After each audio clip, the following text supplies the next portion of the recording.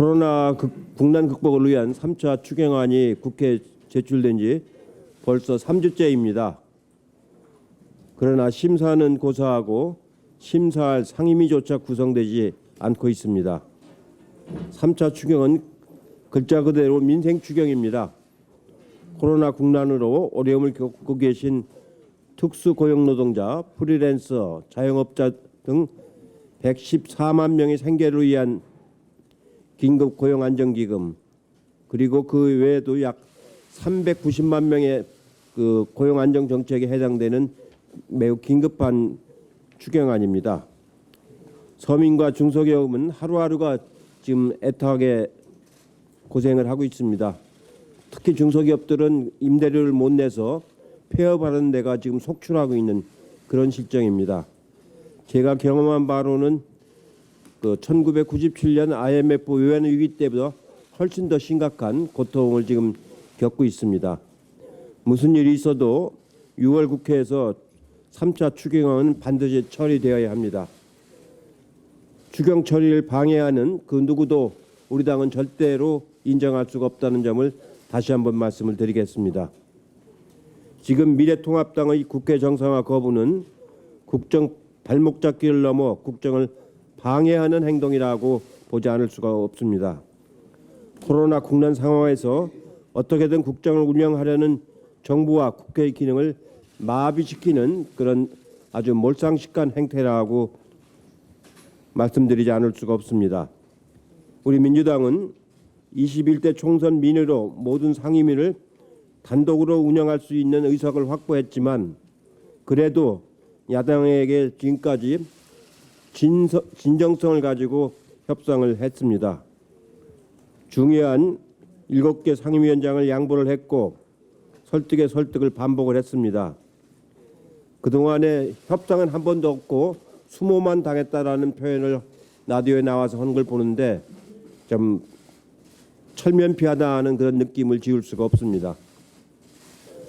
통합당은 국회를 마비시키고 국정을 방해하지 마십시오.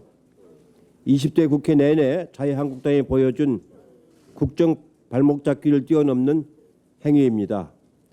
20대 국회에서는 민주당의 의석도 부족했고 법사위를 자유한국당이 가지고 있어서 발목 잡기가 어느 정도 통했지만 21대 국회와 민주당은 다르다는 것을 분명히 보여드리겠습니다.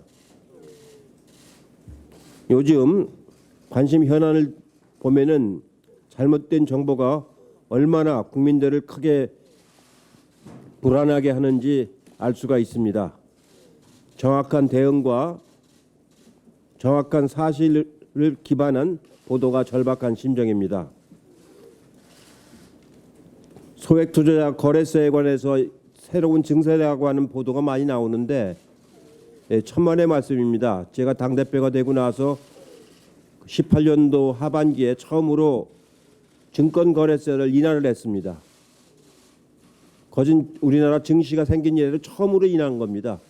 우리나라 제도가 잘못돼 있어서 거래할 때마다 수익이 나든 이익이 나든 거래할 때마다 통행료처럼 증권거래세를 받아왔습니다. 그래서 한꺼번에 인하는 못하도록 단계적으로 인하하기로 하고 그 당시에 0.2%인가 0.3%인가를 처음으로 내리고 단계적으로 내려가기로 해서 지금 내려가고 있는 중입니다.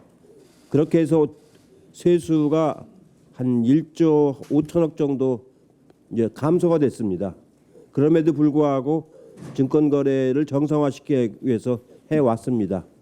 대신에 얼마든지 수익이 많이 나도 투자 양도소득세는 전혀 내지 않는 그런 거래 구조를 가지고 있기 때문에 그걸 정비하는 것입니다. 그래서 증권거래세를 인하하고 양도소득세를 새로 부과하면 전체적인 세수는 제로섬이 되는 겁니다. 세수를 추가로 증가하려는 게 전혀 아니다라는 걸 뻔히 알고 있음에도 불구하고 이런 잘못된 논란이 이루어지는 것에 대해서 안타까움을 금할 수가 없습니다. 그 외에도 정규직으로 전환하는 문제라든가 여러 가지 사안이 잘못된 국민들의 혼란을 가져오고 있습니다. 그만큼 본질적으로 중요한 것들이 이제 없어져 가고 있기 때문에 이런 사소한 일로, 사소한 표현은 아닙니다만 이런 일로 인해서 국민들이 혼란에 빠뜨리는 그런 행위가 더 이상 벌어지지 않도록 자중할 것을 권고를 합니다. 이상입니다.